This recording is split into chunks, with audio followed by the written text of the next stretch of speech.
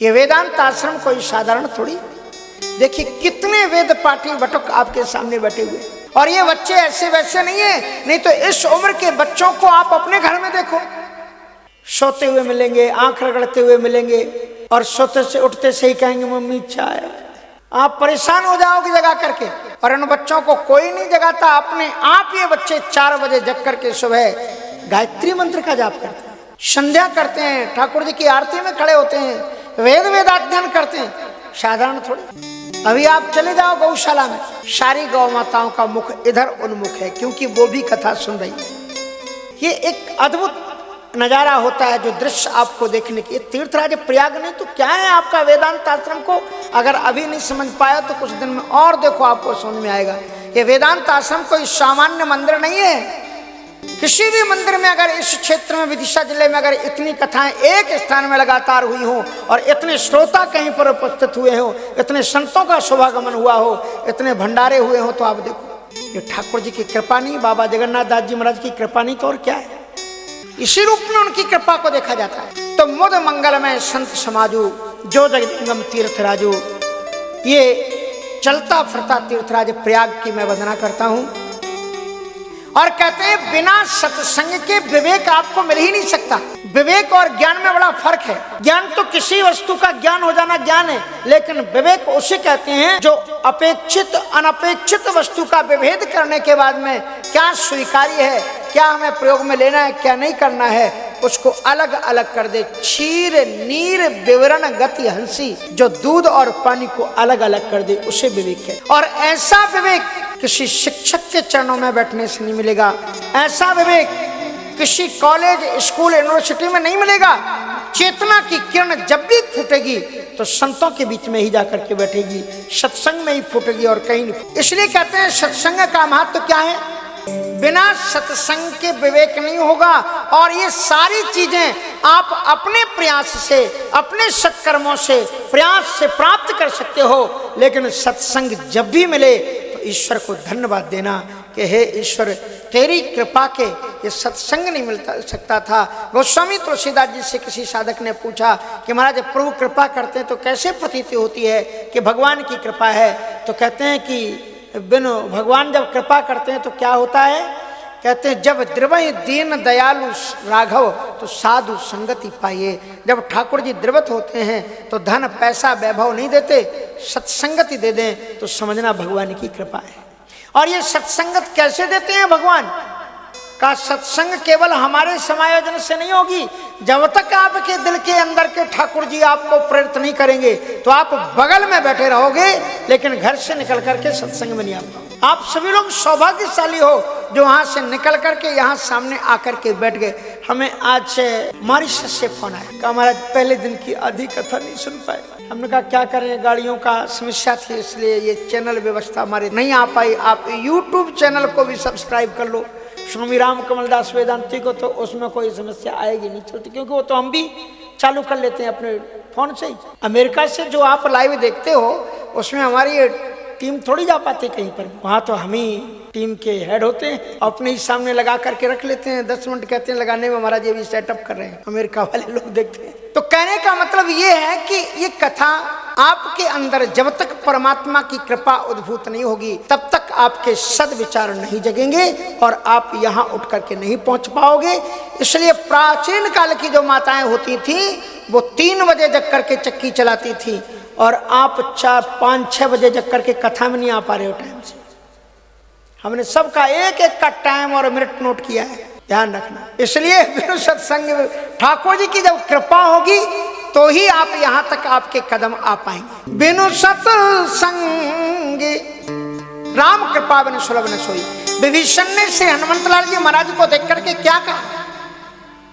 विभीषण के आंखों में आंसू भर आए हनुमान जी को देखते ही, और बड़ी सुंदर बात कही कि अबे मोहि भरोसे हनुमंता, अबे मोहि भरोसे हनुमंता,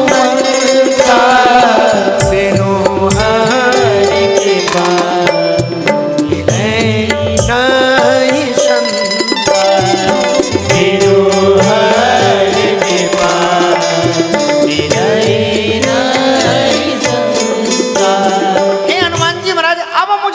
विश्वास हो गया कि मेरे ऊपर भी प्रभु की कृपा है, क्योंकि अगर जी भगवान की कृपा ना होती तो सत्संग की प्राप्ति नहीं होती।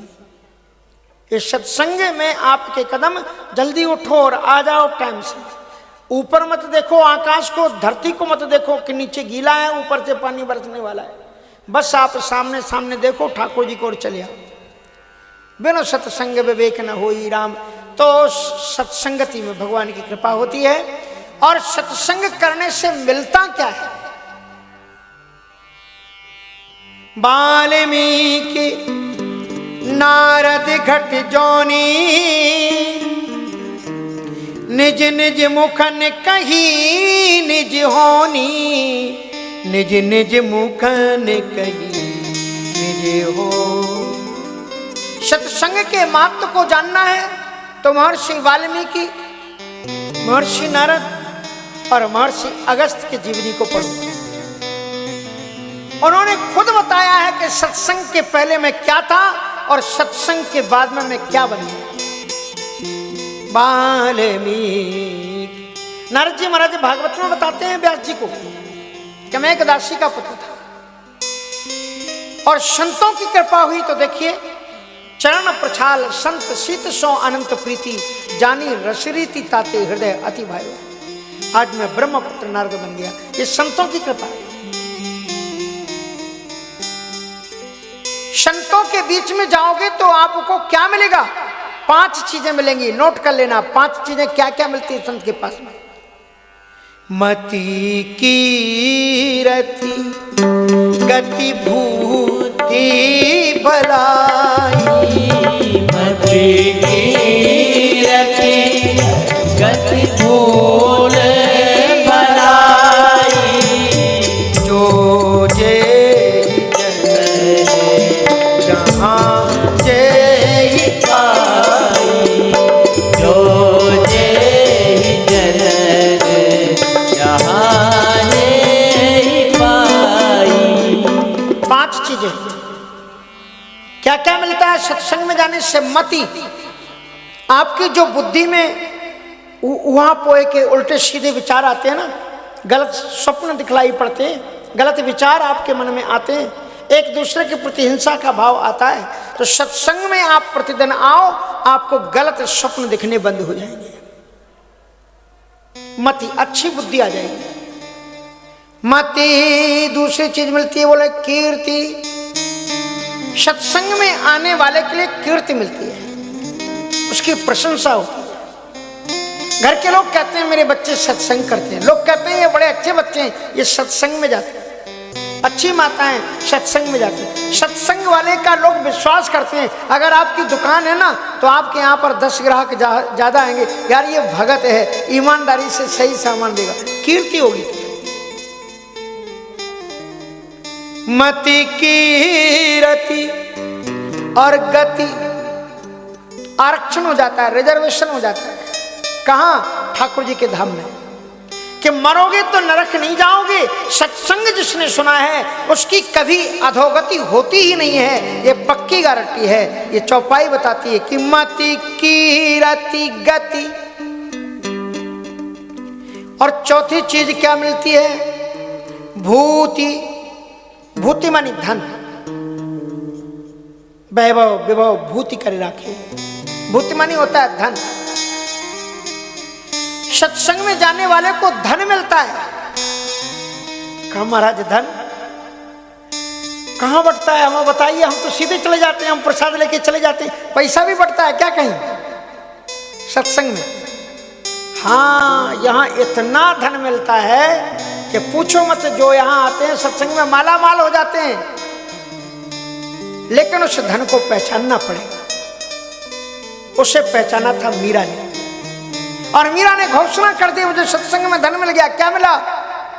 पायो जी मैंने राम रतन धन पायो, पायो जी मैंने राम रतन धन पायो, पायो जी मैंने राम रतन धन पायो, पायो जी मैंने राम रतन धन पायो।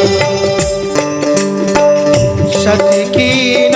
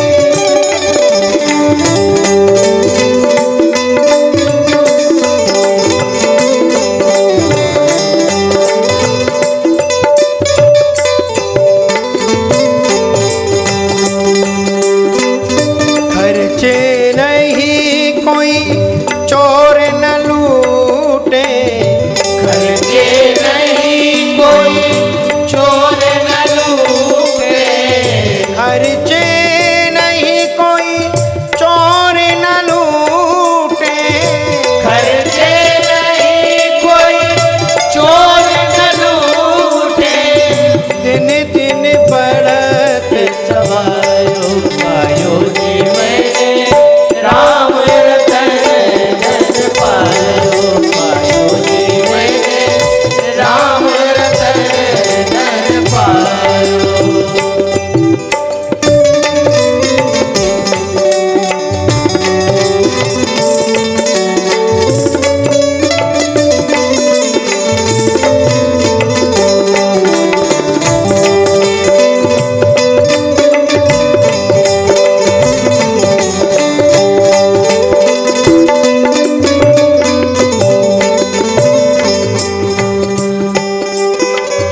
सत की नाम खेवटिया सतगुरु की नाम खेवटिया सतगुरु सत की नाम खेवटिया सतगुरु सत की नाम खेवटिया सतगुरु भवसागर तर आयो पायो जी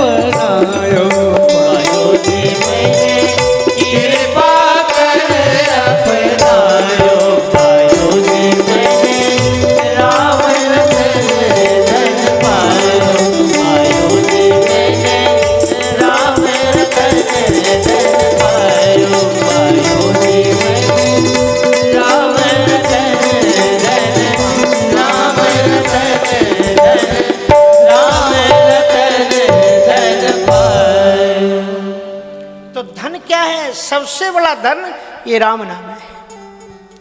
और सत्संग में आप कितने बार राम नाम बोलते हो? 12 के नाम जपति जग जेऊ होते तरन तारन नरतेऊ। यदि कोई एक बार भी नाम जप ले तो भी उसका उद्धार हो जाता है। और यहां तो कथा में कितने बार तो मति कीरति गति भूति। और 5वीं चीज सत्संग में क्या मिलता है? बोले भलाई। इसमें कल्याण की भावना का उदय होता है, अच्छे विचार जगते हैं, हिंसा की विचारधारा जाती है और लोगों के सहयोगी की परिमार्जन की ये अच्छी विचारधारा का उदय होता है। मति कीरति गति भूति भलाई और जो ही जतन जहां जई पाई। और ये किस किस को मिलती है? मनुष्यों को, एक जाति को। बोले एक जाति को नहीं, सभी जातियों को। बोले मनुष्यों को, बोले मनुष्यों को नहीं, सभी योनि के लोग। जलचर थलचर नभचर नाना और जे जड़ चेतन जीव जहान। 5 प्रकार की विभूतियां गिनाई। क्या क्या मिलता है सत्संग? बोले मति कीरति गति भूति और भलाई। और 5 प्रकार के जीव हैं। जलचर जो जल में रहने वाले प्राणी हैं, मछली सर्प आदि। और थलचर, थलचर में अपन भी है और तमाम जीव जंतु हैं।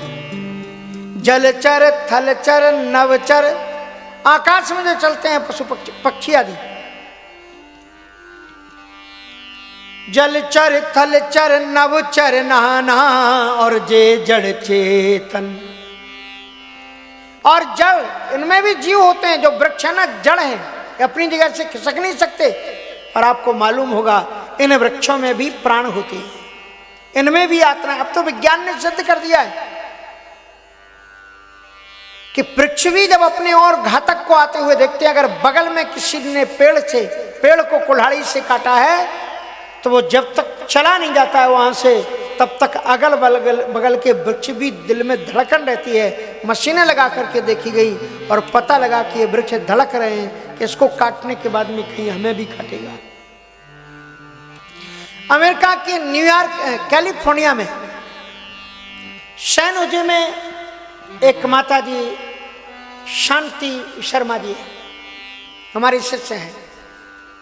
उनके पतिदेव अब नहीं रहे, तो उनके घर में इतनी विशाल तुलसी मैंने देखी जो यहाँ भी सब जगह नहीं मिलती। मैंने उनसे पूछा, वो मेरे शिष्य, फिर भी मैं उनको माता जी कहता था कि माता जी इतनी बड़ी तुलसी जी, इतनी समृद्ध और इतनी संपन्न, खूब गोल मोल, इतने बड़े, ऐसी तुलसी जी आपके यहाँ कैसे है?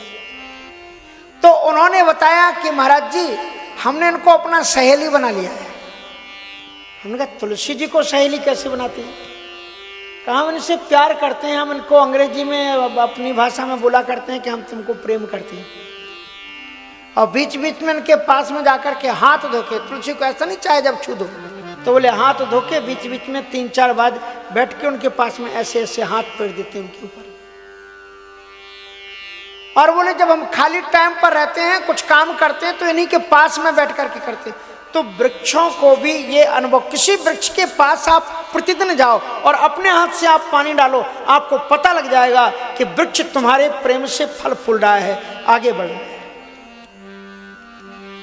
बात मेरे ही जीवन की है, लेकिन मैं आपको बता दूं, भोपाल में मैं काफी दिन पढ़ा। सन 79 से लेकर के 84 तक गैस दुर्घटना तक मैं रहा वहां पर। और उसके बाद में मेरा प्रकृति से प्रेम था, पौधों को लगाता था। यहाँ भी हमारे महंत जी से मैं बराबर पूछता हूँ, तो यही पूछता हूँ हमारे पेड़ पौधे कैसे हैं। साधना जी को भी कभी फोन करेंगे तो पूछेंगे पेड़ पौधे कैसे हैं। तो ये जब वो मैंने कुछ पौधे लगाए थे, अब पैसे ऐसे तो होते नहीं थे तो कहाँ से लाते, लेकिन कहीं से हमें पौधे मिले। तो हमारे बगल में लाल घाटी अगर आप गए होंगे तो बगल में एक बहुत बड़ा पार्क है कमल के, वो गुलाब के फूलों का। तो मैं 2 गुलाब के पेड़ लेकर के आया, एक पहले ले आया, फिर मैंने सोचा ये खंबे के एक तरफ लगाए, एक तरफ खालीपन लगता है, एक और ले आऊं। तो वो तो बड़ा हो गया, खूब उसमें फूल लगने लगे। और दूसरी तरफ का मैंने लगाया और उसके बाद में मेरी परीक्षा हो गई। 3 महीने के बाद में मैं बनारस चला गया पढ़ने के लिए। और जब मैं लौट करके आया तो अपने उन पेड़ों को देखने के लिए अपने कमरे के पास जब गया, तो जो मेरे समय का था वो पेड़ अच्छा खूब और आगे बढ़ गया था। और जो दूसरा था, वो दूसरा पेड़ फूल तो लगा हुआ था, उसमें अभी भी एक लहरा रहा था। लेकिन मैंने उससे पूछा, यार ये पेड़ इतनी का इतना हम छोड़ करके गए? तो वो बड़ा अच्छा, यहीं का कोरा गंज वासुदा के पास का कोई गांव किरवाया या कोई वहाँ का लड़का था, हमारा सहपाठी था। उसने कहा कमलदा जी हमारी कसम, हमने आपसे ज़्यादा पानी दिया है इसको। तो हमने कहा तुमने हमसे ज़्यादा पानी दिया, देख रेख रखी, तो छोटा क्यों रह गया? बोले आप चले गए छोड़ करके, बस इसीलिए ये छोटा रह गया। आपके वियोग में ये छोटा रह गया। तो ये वृक्षों में भी चेतना होती है। जिन्होंने वृक्षों को पाला है, पोसा है, उन्हें मालूम होगा। और वृक्षों को लगाना चाहिए। जितने आप बच्चे जन्म देते हो, उन बच्चों से 10 गुना अधिक पेड़ लगाने चाहिए, क्योंकि वो लगाए हुए आपके पेड़ अपनी आयु आपके बच्चों को देते हैं और बच्चे सस्य श्यामला बनते हैं और उनकी सुखद प्रकृति। इसलिए अपने देश को, धरती की ये सबसे बड़ी सेवा है कि आप पेड़ लगा करके इसकी सेवा करें।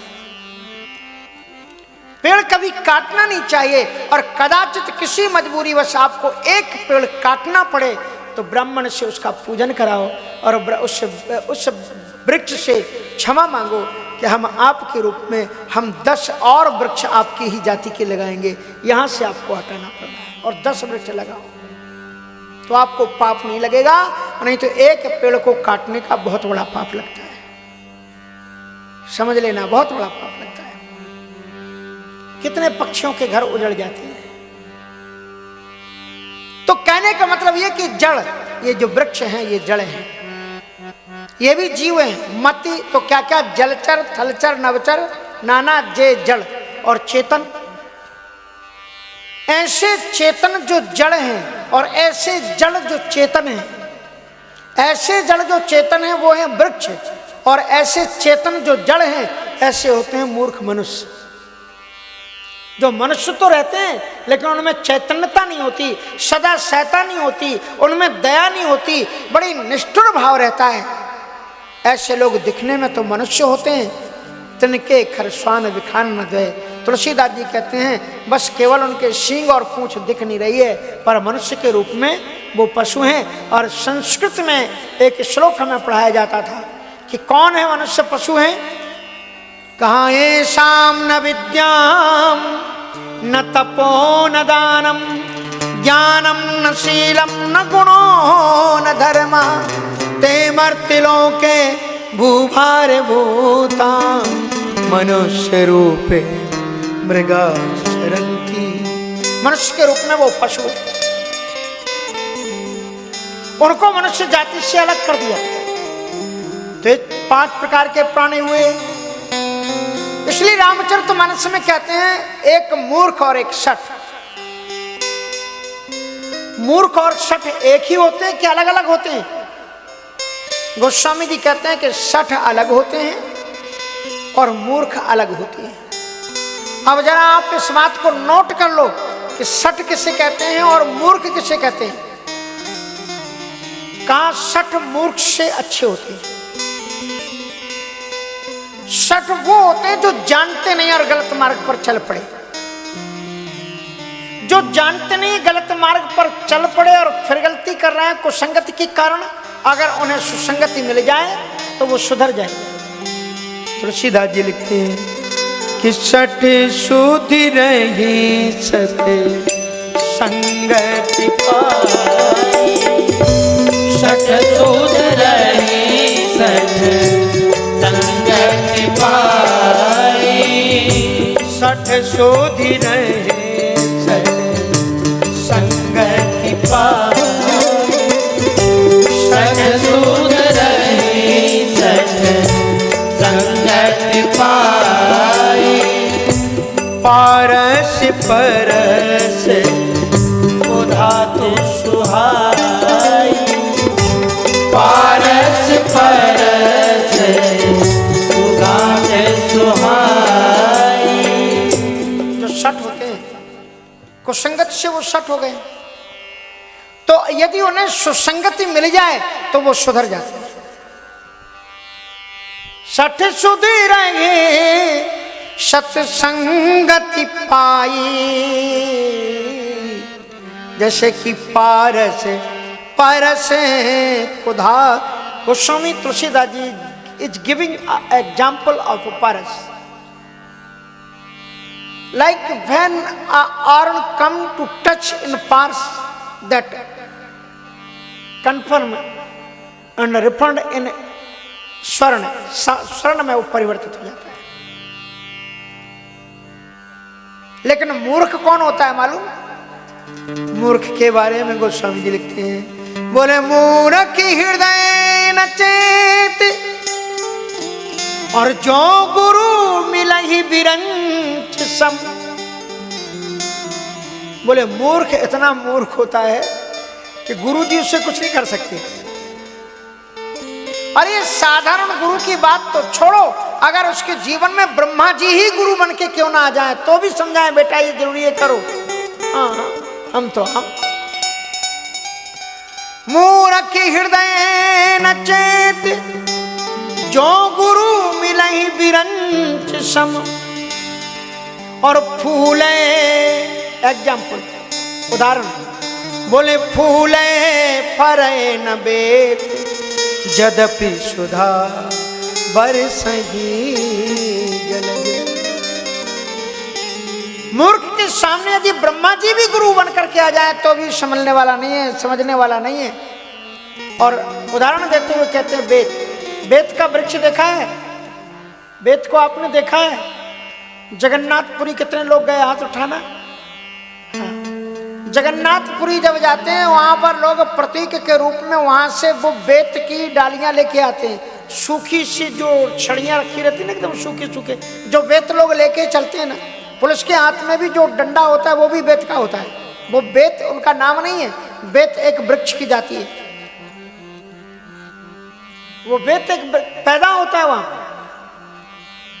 और उसमें फूल और फल नहीं लगते। तुलसीदास जी कहते हैं वो बेत नाम का जो वृक्ष है उसमें भले ही बादल आकर के अमृत बरसाने लग जाएं तो भी उसमें ना तो पत्ते लगेंगे, ना फूल लगेंगे, ना फल लगेंगे। फूले परे न बेत। मूर्ख भी उसी तरह से होता है। गुरु कितनी भी कृपा की वर्षा करे, सुधामृत बरसाए, और उसमें कोई परिवर्तन आने वाला नहीं। तो इसलिए बड़ी सुंदर इसमें व्याख्या की कि सत्संग से 5 प्रकार के प्राणियों को लाभ होता है। और क्या क्या चीजें सत्संग में मिलती हैं? बोले मति, कीरति, गति, भूति, भलाई, जो जही जतन जहां जही पाई। किनको किनको मिलता है? बोले जलचर, थलचर, नवचर, नाना, और जे जड़ चेतन। 5 प्रकार के जीव और 5 प्रकार की चीजों की उपलब्धि होती है। अब आप रामायण में एग्जाम्पल के रूप में आप देख सकते हो, प्रमाण के रूप में देख सकते हो। पहले क्या मिलता है, क्या बताया? चौपाई को याद रखना, मति। हाँ, तो इसलिए इसमें एचो यवायावा, एचों को क्रम से आय अब मतलब वो समान संज्ञा जो होती है उसी तरह से क्रम से। तो कहते हैं कि आप उनको क्रम से मिलाओ, पहली चौपाई की चीजों को मिलाओ और दूसरी चौपाई। तो क्या क्या मिलता है? बोले मति मिलती है। किनको मिलती है? जलचरों को मिलती है। तो रामचरितमानस में जलचरों को कहीं बुद्धि मिली? जिस समय परमात्मा प्रभु श्री राम जी पुल पर खड़े हुए तो देखन कहो प्रभु करुणा कंदा, क्योंकि सारे वानर एक पुल से पार नहीं कर सकते थे। तो राम को देखने के लिए जितने भी जल के अंदर के जलचर जंतु थे सब ऊपर आ गए, राम का दर्शन करते रहे, और उन्होंने लंका को पार कराने के लिए सारे वानर उनके ऊपर चल चल करके पार गए। जो खुद समुद्र में डूबे रहते हैं उन्होंने वानरों को समुद्र से पार लगा दिया। यह है मति। मति तो मति, कीर्ति। दूसरी चीज क्या मिलती है सत्संग में? कीर्ति। और जलचर, थलचर, थलचरों को कीर्ति दी। थलचरों में मनुष्य तो हम लोग तो हैं ही, लेकिन बानर, बानरों को कीर्ति मिली राम जी से। हनुमान जी महाराज विभीषण से कहते हैं कि बंदरों के पास में होता ही क्या है? शाखाते शाखा पर जाए नाथ कपिन की ये प्रभुताई। एक डाल से एक डाल पर जाना, इसके अलावा बंदर कुछ नहीं जानते। कपि चंचल सबही विधिहीना, किसी काम के नहीं। लेकिन ऐसे बानर जो थलचर हैं, जब राम से जुड़ जाते हैं, जब सत्संग से जुड़ जाते हैं, तो उनकी कीर्ति हो जाती है दुनिया में। जगह जगह जहां पर देखो एक बानर को देख करके कहते जय हो हनुमान जी।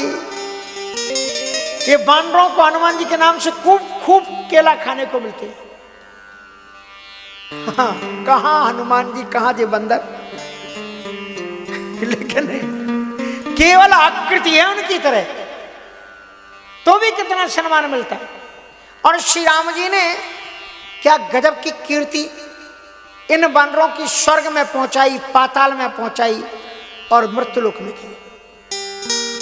स्वर्ग में बानरों की कीर्ति कैसे पहुंची? रावण वध के बाद में सारे देवता लोग राम जी की प्रार्थना करने आए, तो इंद्र भी आए। इंद्र ने हाथ जोड़ करके प्रभु राम जी से कहा कि महाराज आज्ञा करिए, हम क्या सेवा करें आपकी।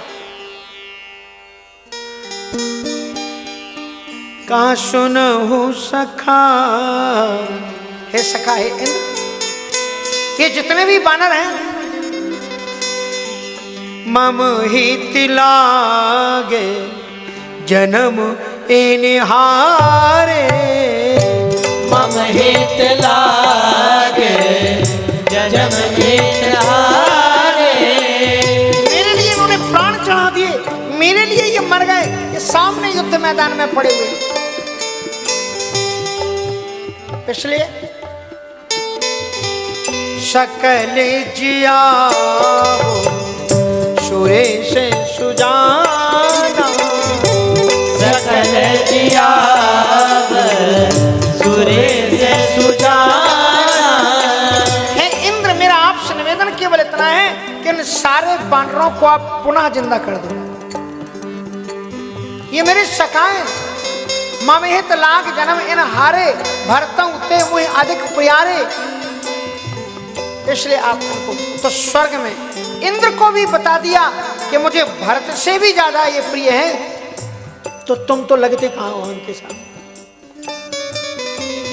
और इस प्रकार से स्वर्ग में उन्होंने कीर्ति, स्वर्ग में चर्चा होने लगी, बोले भगवान राम को तो ज्यादा ये बंदर प्रिय है। और पाताल लोक में भी और मृत्युलोक में जब राम जी अयोध्या आते हैं रावण को मारने के बाद में, और वशिष्ठ जी से उन बानरों को मिलाते हैं, तो क्या कहते हैं कि हे गुरुदेव कृपा कीजिएगा, ये सब मेरे सखा है। और कैसे सखा है? कहते भय सब ये मुनि सुनो सखा सब मेरे, हे गुरुदेव ये मेरे मित्र हैं सब। और इन्होंने जो मित्र वो होता है जो कठिन काल में सहयोग करे, जो विषम परिस्थिति में सहयोग करे। कि सुन कह प्रभु सुना हूं सखा सब मेरे, और भय समरे सागरे कहूबे। रणभूमि रूपी श्रृंगार सरोवर में, इस भवनिधि में ये हमारे सहारे बने, बेरे बने, इनके सहारे से हमने राम रावण युद्ध को जीत लिया, नहीं तो हमारा पुरुषार्थ नहीं था। ये सब सिखाए क्या तो मति कीरति, थलचर बानरों को कीर्ति से नवाजा प्रभु श्री राम जी ने। मति कीरति गति, और जलचर थलचर नवचर गति मिली। किसको मिली? नवचर को। नवचर मानी आकाशगामी। और कैसी गति मिली? मुर्गी दिया धाम खगे आमे से भोगी, गिधिया धाम खगे आमे से भोगी। गति दीनी जो जाचक जोगी, गति दीनी जो जाचक जोगी। गिधिया धाम खगे आमे से भोगी, गति दीनी जो जाचक जोगी, गति दीनी जो जाचक जोगी। गीध अधम खग मानी पक्षियों में भी अधम हिंसक होता है, मांस को खाने वाला है, लेकिन गति दीन ही उसको राम जी ने वो गति दी जो बड़े बड़े योगी जिसकी कामना करते हैं, मांगते हैं कि महाराज ये गति मुझे मिल जाए, उन्हें नहीं मिलती, वो श्री राम जी का सत्संग प्राप्त करके जटायु को मिलती है। कोई योगी था जो मांगता रहा, नहीं मिला। नर जी क्या बोले नारायण से? क्या आपने रूप देहु प्रभु मोही। विश्व मोहिनी से विवाह करने के लिए नारद जी हाथ जोड़ के प्रार्थना करते हैं कि आप अपना दिव्यतम रूप मुझे दे दो, लेकिन भगवान जी ने क्या दिया उनको? मरकट बदन भयंकर देगी, और देखते हृदय क्रोधिवत। नारद जी को नहीं दिया वो रूप, इतने बड़े संत को। और जटायु ने एक बार भी नहीं मांगा। जब उसकी सदगति हुई तो क्या हुआ कि गीधे देहे तजे धरे हरि रूपा, गीधे देहे हरि हरि रूपा। भूषण पट गीते अरूपा, भूषण पट गीते अरूपा। गीधे देहे तजे धरे हरि रूपा, गीधे देहे तजे धरे बहुपति दीदे अनूपा भूषण बहुपत दीदे अनूपा श्याम गाते विशाल भुज चारी श्याम गात विचार भुज चारी स्तुति करते नयन भरि बारी स्तुति करते नयन भर बारी खड्ग पानी गदा धरा भगवान नारायण की दिव्य स्वरूप को प्राप्त किया जटायु ने सत्संगत से मति कीरति गति जलचर थलचर नवचर, ये तीन प्राणियों को तीन चीजें मिली। अब आइए नीचे क्या कहते हैं, जलचर थलचर नवचर नाना और जे जड़ और चेतन, और दो चीजें बती भूति और भलाई। जड़ मानी वृक्ष, वृक्षों को भूति मानी धन मिला। वृक्षों को क्या धन मिला कि जिन वृक्षों में कभी फल नहीं लगते थे, जब राम जी चित्रकूट में आ गए, जिन वृक्षों के नीचे पहुंचे उन वृक्षों में भी फल लग गए जिनमें कभी फल लगते ही नहीं थे। बमूर जानते हो कि नहीं? अब दो प्रकार के बबूल हैं, एक राम जी वाले भी बबूल हैं और वो पुराने वाले बबूल हैं जिनकी दातुन तोड़ते हैं, और राम जी वाले जंगली बमूर कहे जाते हैं। और उनके फल कभी आपने खाए? हमने खाए थे। हम जहाँ बचपन में सदविचार आश्रम में जहाँ रह के पढ़ते थे वहाँ जंगली बबूल थे और उनमें भी लंबी लंबी वो फलियाँ लगती थी और जब वो पक जाए तो वो मीठी लगती है। और जब वो बबूल के नीचे से राम जी निकले और बबूल में फल लग गए तो कटीली करीली आदि वृक्ष के अरे ये बबूल को तो देखो। बोले क्या हुआ? बोले इसके भी फल से रस टपक रहा है, ये देखो। सब तरु फरे राम हित लागी, ऋतु अरु कुऋतु काल गति त्यागी। सभी वृक्षों में फल लग गए और 12 महीने के लिए लग गए। आम में सदैव परिपक्व फल लगे हुए। तो जड़ों को संपत्ति मिल गई, वैभव मिल गया। और जो जड़ प्रकृति के प्रवृत्ति के लोग थे, हिंसक प्रवृत्ति के प्राणी थे, उन्हें भी जब सत्संग मिला तो उनमें भलाई की भावना। किनको मिली भलाई? तो आप अयोध्या कांड में पढ़ना। जब अब प्रभु श्री रामभद्र जी चित्रकूट में आए और उनसे मिलने के लिए श्री भरतलाल जी महाराज का आगमन हुआ और भरत जी के साथ में सारे अवधवासी आए। राम जी को चिंता हो गई कि न सबको भोजन कहां से लाया जाए। तो मालूम है उनकी स्वागत किसने किया? कोल भिलो। कंदे मूल फल भर भर दोना, कंद मूल फल भर भर दोना भर भर कर खिला रहे, वेलकम कर। पंगत जब बैठती है तो ऐसे फल परोसे उन जो निषाद लोग थे, कोल भीलों ने क्या गजब की सेवा की। ऐसे फल जिन अवधवासियों ने जो फल कभी देखे ही नहीं थे और सबको बड़े प्रेम से परोस रहे,